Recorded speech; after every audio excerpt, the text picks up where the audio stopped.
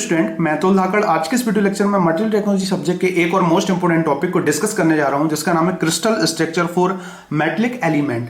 जो मेटल्स होता है, हमारे जो सॉलिड मेटल्स होते हैं, उनके क्रिस्टल स्ट्रक्चर किस टाइप के होते हैं, उनके क्रिस्टल स्ट्रक्चर को हम क्या बोलते हैं, इन सब चीजों की नॉलेज जो है आज के इस वीडियो लेक्चर में मैं आपको प्रोवाइड कराने वाला हूं। स्पेशली इस टॉपिक की अगर मैं बात करूं तो it is also a very very important topic for GATE, ESC exam और मैकेनिकल इंजीनियरिंग के जितने भी एग्जाम है, सभी एग्जाम के पॉइंट ऑफ व्यू से आज का हमारा ये टॉपिक है, बहुत इंपॉर्टेंट टॉपिक है। इस टॉपिक को आपको डीप में पढ़ना चाहिए क्योंकि इससे डायरेक्ट ऑब्जेक्टिव क्वेश्चंस बनते हैं। तो स्पेशली जो है, जैसे कि ऑलरेडी मैंने आपको इस पर 6 वीडियो लेक्चर अपलोड कर रखे हैं मटेरियल टेक्नोलॉजी सब्जेक्ट के, तो उनको आप प्लेलिस्ट में जाके देख सकते हैं। ये हमारा 7वां वीडियो लेक्चर है जिसके अंदर हम डिफरेंट टाइप्स के जो क्रिस्टल स्ट्रक्चर है उनको हम पढ़ने वाले हैं, जैसे कि बीसीसी स्ट्रक्चर होता है, एफसीसी स्ट्रक्चर होता है और एचसीपी स्ट्रक्चर होता है। जनरली 3 तरीके के स्ट्रक्चर होते हैं और आज के इस वीडियो लेक्चर में मैं आपको फर्स्ट जो होता है बॉडी सेंट्रिक क्यूबिक स्ट्रक्चर, इसकी डिटेल स्टडी आपको देने वाला हूं। ठीक है, तो अभी तक अगर आपने मेरे यूट्यूब चैनल को सब्सक्राइब नहीं किया है तो इसको सब्सक्राइब जरूर कीजिए, अपने दोस्तों के साथ शेयर कीजिए और कमेंट करना ना भूलें। जैसा कि इस यूट्यूब चैनल पर मैं आपको मैकेनिकल इंजीनियरिंग के डिफरेंट नंबर ऑफ सब्जेक्ट जो है उनके वीडियो लेक्चर प्रोवाइड करा रहा हूं, जिससे कि आप घर पर ही सेल्फ स्टडी के माध्यम से गेट, आईएएस एग्जाम, उसके बाद पीएसयू, मैकेनिकल इंजीनियरिंग के जितने भी एग्जाम है और उसके बाद आपकी यूनिवर्सिटी एग्जाम जो है, सभी एग्जाम की प्रिपरेशन जो है आप free of cost self study के माध्यम से कर पाएंगे। इसमें मैं आपको ऑब्जेक्टिव, न्यूमेरिकल और साथ ही साथ जो थ्योरी है वो सभी चीजें मैं आपको प्रोवाइड करा रहा हूं। साथ ही साथ हमने हीट एंड मास ट्रांसफर जो सब्जेक्ट है उसके वीडियो लेक्चर भी अपलोड करना स्टार्ट कर दिए हैं। तो प्लीज मेरी आपसे रिक्वेस्ट है, इस यूट्यूब चैनल को आप सब्सक्राइब जरूर कीजिए क्योंकि ये आपके बहुत काम आने वाला है। तो बात करते हैं क्रिस्टल स्ट्रक्चर ऑफ मेटल्स। जैसे कि ऑलरेडी मैंने इस यूनिट के 6 वीडियो लेक्चर अपलोड कर रखे हैं, तो उसमें मैंने आपको बता रखा है कि क्रिस्टल क्या होता है, उसके बाद स्ट्रक्चर की आपकी डेफिनेशन दे रखी है, उसके बाद क्रिस्टलाइन प्रोसेस को मैंने बता रखा है कि कोई लिक्विड जो है वो क्रिस्टलाइन प्रोसेस से सॉलिड में कन्वर्ट होता है। तो और उसके बाद मैंने आपको ये भी बता रखा है कि जो आपका क्रिस्टलाइन जो मटेरियल्स होता है उसमें सिस्टमैटिक स्ट्रक्चर्स होते हैं, जनरली उसके अंदर सिमेट्रिक स्ट्रक्चर्स आप देख सकते हैं, एक जैसे स्ट्रक्चर आप देख सकते हैं। ठीक है, जो कि सॉलिड के अंदर ही पॉसिबल होता है या मेटल्स के अंदर ही ये चीजें पॉसिबल होती है। तो उन सब चीजों के लिए जो है आप मेरे पुराने वीडियो लेक्चर को जरूर देखिए। बात करते हैं इसके बारे में। सबसे पहले, the crystals of most metal have highly symmetrical structure. तो जनरली इनका जो स्ट्रक्चर होता है वो सिमेट्रिकल होता है, मतलब एक जैसा स्ट्रक्चर होता है। अगर कोई एक मॉलिक्यूल जो है वो स्क्वायर शेप के हैं तो वो पूरे मॉलिक्यूल जो है वो स्क्वायर शेप के आपको उसके अंदर दिखेंगे, या सर्कुलर शेप में है तो वो सारे मॉलिक्यूल जो है वो सर्कुलर शेप में मिलके बने होंगे और उन एटम्स और मॉलिक्यूल से मिलके ही सब्सटेंस या मेटल्स बनता है विथ क्लोज्ड पैक्ड एटम्स। और जनरली ये जो जितना भी जो मेटल्स होते हैं इनके अंदर जो एटम्स होते हैं वो क्लोजली पैक्ड होते हैं, जिससे कि उसकी स्ट्रेंथ को हम डिफाइन करते हैं। जैसे कि आयरन आपने देख रखा होगा, ठीक है, आयरन की रॉड जो है या आयरन से बना हुआ जो भी एलिमेंट्स है उसमें आप देखोगे उसके अंदर की स्ट्रेंथ ज्यादा होती है क्योंकि उनके जो मॉलिक्यूल्स होते हैं, एटम्स जो होते हैं, उनके बीच में जो अट्रैक्टिव फोर्स होता है वो स्ट्रांगली वर्क करता है। जैसे कि इससे पहले वाले वीडियो लेक्चर में मैंने आपको ऑलरेडी बता रखा है, उनके बीच में बॉन्डिंग काम करती है। The most common types of space lattice और unit cell with which metals element crystalline are given below. तो ये 3 तरीके के बेसिक स्ट्रक्चर्स होते हैं जिनको अब हम डिटेल में पढ़ने वाले हैं। आज के इस वीडियो लेक्चर में मैं ओनली आपको बीसीसी स्ट्रक्चर के बारे में बताऊंगा। स्पेस लैटिस क्या होता है मैं ऑलरेडी आपको बता चुका हूं। यूनिट सेल क्या होता है, इट इज ऑल्सो मैं जो इसको डिफाइन कर चुका हूं कि जो कोई भी आपका जो क्रिस्टल स्ट्रक्चर उसमें सबसे छोटा जो एलिमेंट्स होगा वो आपका यूनिट सेल होगा। ठीक है, तो उसी के अकॉर्डिंग जो है सबसे पहले हम इसको समझेंगे। कोई भी एक बड़ी चीज है उसमें से हम छोटे एलिमेंट्स को लेके ही हम स्टडी करते हैं, तो इसमें भी मैं आपको छोटे एलिमेंट्स को लेके ही इन स्ट्रक्चर्स को एक्सप्लेन करूंगा। तो सबसे पहले हम बात करते हैं बॉडी सेंट्रिक क्यूबिक स्ट्रक्चर। ठीक है, नाम से ही जैसे आपको समझ में आ रहा होगा कि बॉडी सेंट्रिक है ना, मतलब कुछ इस टाइप का एलिमेंट्स है जिसमें सेंटर में भी कुछ चीजें हैं, तो उस टाइप के स्ट्रक्चर को हम बॉडी सेंट्रिक क्यूबिक स्ट्रक्चर बोलते हैं। जनरली 3 तरीके के स्ट्रक्चर आपको मिलेंगे मेटल्स के अंदर। बॉडी सेंट्रिक क्यूबिक स्ट्रक्चर जिसे हम बीसीसी के नाम से भी जानते हैं, face centric cubic structure FCC, और उसके बाद hexagonal closed packed structure HCP. तीनों को मैं बताऊंगा आपको आने वाले वीडियो लेक्चर में। तो सबसे पहले हम बॉडी सेंट्रिक क्यूबिक स्ट्रक्चर के बारे में पढ़ते हैं। इसमें होता क्या है generally, A body-centric cubic structure unit cell has one atoms in the center of the cube and one atoms each at all the corners। इस चीज को आपको समझना है अच्छे से। तो इसके अंदर होता क्या है, जैसे कि आप देख रहे होंगे यहाँ पर फिगर में, इस फिगर के अंदर जो है ये सबसे छोटा यूनिट सेल है। जनरली ये जो पूरा एलिमेंट है ये किसी पूरे ग्रुप के अंदर आपको देखने को मिल जाएगा, मतलब पूरा एक सेल होगा, उस सेल के अंदर जो है आपको ये छोटा सा उसका एक एलिमेंट्स मैंने लिया है, जैसे हम इसको ही हम जो है यूनिट सेल बोलते हैं। ठीक है, अब इसमें आप देख रहे होंगे, इसमें generally body centric cubic structure में होता क्या है, एक एटम, जनरली इसमें 2 एटम्स का अरेंजमेंट होता है। ठीक है, तो जो आपका एक एटम होगा वो सेंटर में होगा, मतलब बिल्कुल सेंटर में आपको जो है एक एटम्स मिल जाएगा, और उसके बाद दूसरा जो एटम्स होगा आपका वो मिलेगा आपका, मतलब जो दूसरा एटम होगा उसको हम 8 इक्वल पार्ट्स में डिवाइड कर देते हैं, और वो चारों कॉर्नर्स जो है, ये आपका जो क्यूब जो है या यूनिट सेल जो है उसके चारों जो कॉर्नर्स हैं उन पे एक एक एटम्स जो है वो सेट हो जाता है। तो अभी आपको शायद समझ में नहीं आया होगा, मैं इसको आपको डिटेल में जो है एक एग्जांपल की मदद से समझाता हूं। जैसे कि आप यहाँ पे देख रहे होंगे, ये पूरा जो है एक तरीके का आपका ये बॉडी सेंट्रिक क्यूबिक स्ट्रक्चर है। तो इसमें से मैंने एक एलिमेंट उठा के यहाँ पे ले लिया ये। ठीक है, यहाँ पे आप देख रहे होंगे, तो इसमें क्या होता है जनरली बॉडी सेंट्रिक, मतलब एक जो है एलिमेंट यहाँ पे बीच में होगा, सेंटर में ये पूरा होगा, फुल होगा। उसके बाद जो है यहाँ पर जो है, यहाँ पर आप देख रहे होंगे ये कटिंग्स जो लगी हुई है, मतलब ये कनेक्शन जो है वो दूसरे के साथ होगा, इसका कनेक्शन दूसरे मॉलिक्यूल के साथ होगा, तो उससे मिलके जो है ये फुल बना होगा। तो यहाँ पर आप काउंट करोगे 1 2 3 4 5 6 7 8, मतलब अगर इन सबको मिलाओगे आपको तो एक एटम्स आपका अलग से बनेगा। तो ये वही चीज है, मतलब यहाँ पर क्या है, 8 एटम्स एट द कॉर्नर, एक में से 8 एटम्स जो है आधे आधे पार्ट जो है वो कॉर्नर पे लगे होते हैं, इंटू 1/8। तो अगर मैं इसको सॉल्यूशन करूं 8 से 8 कट करूं तो मतलब एक एटम्स जो है आपको वो कहाँ मिलेगा, एक तो सेंटर पे मिल जाएगा, और एक एटम्स जो है आपको पूरा जो है वो कॉर्नर्स पे मिलेगा। तो जनरली एक सिंपल से एग्जांपल से हम समझते हैं, जैसे कि यहाँ पर 2 एटम्स हैं। ठीक है, ये बॉडी सेंट्रिक क्यूबिक के अंदर ये आपको याद रखना है, पूछता है कि कितने एटम्स होते हैं, तो इसके अंदर टोटल एटम्स जो होते हैं वो दो एटम्स का अरेंजमेंट होता है, और जो 2 एटम्स होते हैं उसमें से एक एटम्स फुल्ली जो होता है वो तो बीच में होता है, बाकी जो एक एटम्स होता है उसको हम 8 इक्वल पार्ट्स में डिवाइड करेंगे, उसकी कटिंग कर देंगे, और कटिंग करने के बाद उसका 1/8 भाग जो है, एक यहाँ पे होगा, एक यहाँ पे, एक यहाँ पे, एक यहाँ पे, ऐसे चारों कॉर्नर्स जो है, जितने भी कॉर्नर्स हैं उस पर हो जाएगा।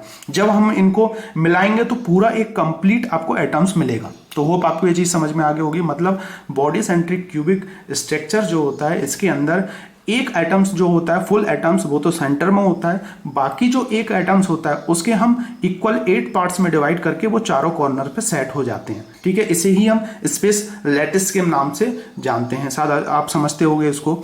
और ये जो एटम्स है, ये आधा कटा एटम्स जो है, ये इसके ऊपर एक एटम्स और लगा होगा, है ना, उससे मिला होगा, ये एक यूनिट सेल, फिर दूसरा यूनिट सेल, फिर तीसरा यूनिट सेल, तो ऐसी पूरी चैन होगी। ठीक है, तो इसलिए मैं आपको एक एग्जाम्पल की मदद से इसको आपको समझाया है। यहाँ पे मैं आपको जूम करके भी दिखा देता हूँ, ये इस टाइप का स्ट्रक्चर जनरली होता है। ठीक है, तो यहां पर जो है सिंपल स्ट्रक्चर होगा, उसमें बीच में नहीं होगा, लेकिन बॉडी सेंट्रिक क्यूबिक स्ट्रक्चर में आपको बीच में जो है एक एटम्स आपको दिख जाएगा। ठीक है, अब इसमें हम कुछ चीजें जो है फाइंड करने की कोशिश करेंगे। यहां पर मैं एक एग्जांपल की मदद से और समझा देता हूं। ये आप देख रहे होंगे, ये बीचों बीच एक बॉल रखी हुई है, और उसके चारों कॉर्नर पे उसके आधे आधे भाग की एक बॉल है।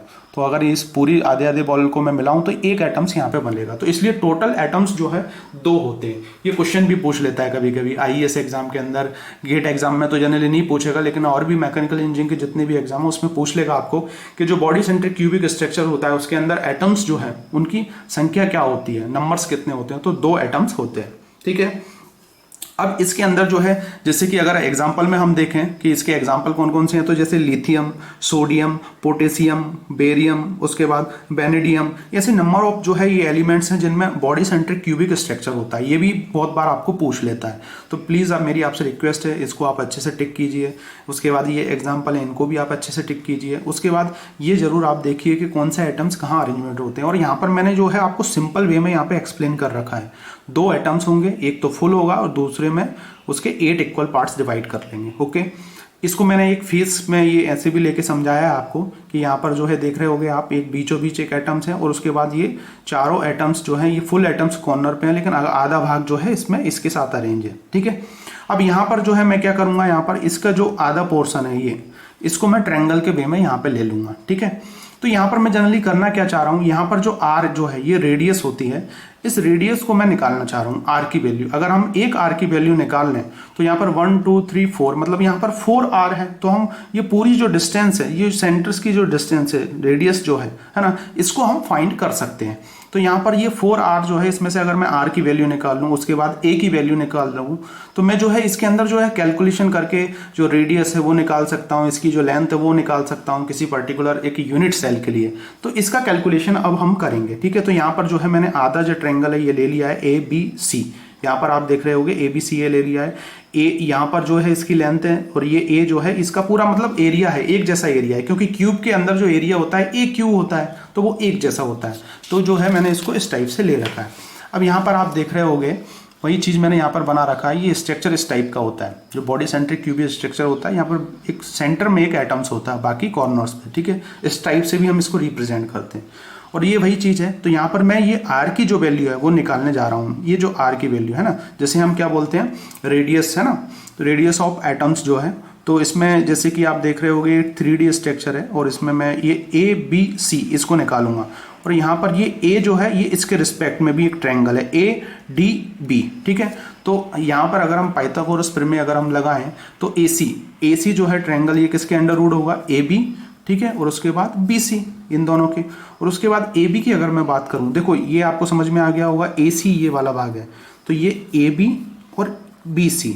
और अगर मैं ए बी को निकालूं तो ए बी क्या होगा, ये ए बी जो होगा ये ए डी और डी बी, तो यहाँ पर वो उसके अंडर रूट है। यहाँ पर भी हमने पाइथागोरस प्रमेय लगा रखी है, तो ये ए स्क्वायर और ए स्क्वायर, तो ये क्या हो जाएगा 2a स्क्वायर होगा, ठीक है। तो यहाँ पर a अंडर रूट 2 लगा दिया, ठीक है। AC जो है ये पूरा AC है, ये क्या होगा आपका 4r कैसे होगा, अब आपको ये समझना है। देखो ये तो हाफ आपका हाफ एटम्स है, तो उसका रेडियस, ये हाफ एटम्स है उसका रेडियस, और यहाँ पर बीच में फुल है, तो ये 2r होगा, तो ये टोटल जो है 4r हो जाएगा। तो AC is equal to 4r, okay. तो यहाँ पर 4r जो है इसको हम इक्वल कर देंगे किसके, ये जो पोर्शन है इसके इक्वल कर देंगे। तो यहाँ पर जो है हम देखो अब ए बी की वैल्यू हम इसमें पुट करेंगे, और ए सी की वैल्यू जो है इसमें पुट कर देंगे। इस इक्वेशन में ये यहाँ पे मैंने लिख रखी है, तो 4r यहाँ से मैंने पुट किया, अंडर रूट ए बी की वैल्यू इसमें पुट कर दी, और बी सी जो है ये बी सी आपका क्या हो जाएगा, ये तो ए स्क्वायर हो जाएगा। तो इसको अगर मैं ओपन करूँ तो यहाँ पर ये क्या होगा, ये ए स्क्वायर होगा, रूट हट जाएगा 2a स्क्वायर प्लस ए स्क्वायर। यहाँ पर इसको मैं हटाऊंगा तो यहाँ पर a अंडर रूट 3, ठीक है, क्योंकि ये 2a और ये a स्क्वायर, तो ये हो जाएगा 3a स्क्वायर, और a स्क्वायर है तो वो बाहर निकल जाएगा। तो 4r is equal to a under root 3, और r is equal to under root 3 upon 4a।